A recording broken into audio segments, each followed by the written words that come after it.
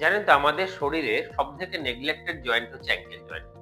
এই ankle joint কিন্তু শুধু গোড়ালির ব্যথার ক্ষেত্রে দায়ী নয়।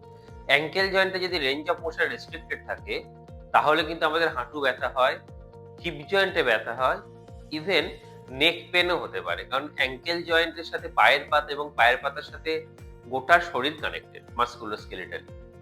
আমি আজকে আপনাকে মূলত ৩ টে এক্সারসাইজ দেখাচ্ছি আপনাদের। এই ৩ টে এক্সারসাইজ যদি আপনারা অ্যাঙ্কেল জয়েন্টের করেন, তাহলে সার্বিকভাবে কিন্তু অ্যাঙ্কেল জয়েন্টের দরুন শরীরের অন্যান্য যে জয়েন্ট গুলোতে প্রবলেম হয়, সেগুলো হবে না এবং অ্যাঙ্কেল জয়েন্টের স্বাস্থ্যও ভালো থাকবে। ১ম এ অ্যাঙ্কেল জয়েন্টের উপর দিকে তোলা এবং নিচের দিকে নামানো অর্থাৎ ডরসিফ্লেকশন এবং প্ল্যান্টার ফ্লেকশন এই এক্সারসাইজটা করবেন এবং তার সাথে ক্লকওয়াইজ এবং অ্যান্টি ক্লকওয়াইজ এক্সারসাইজটা করবেন। এটা হচ্ছে ১ম এক্সারসাইজ, যার মধ্যে ২ টো পার্ট আছে। সেকেন্ড এক্সারসাইজটা হচ্ছে টিবিয়া ওভার ট্যালাস, অর্থাৎ একটা বিছানায় বা চৌকির উপরে পা রাখবেন, রেখে আস্তে আস্তে হাঁটুটাকে সামনের দিকে নিয়ে যাবেন। দেখবেন এইখানে মুভমেন্টটা প্লে করছে, এখানে অ্যাঙ্কেল জয়েন্টের মোবিলিটি বাড়ে।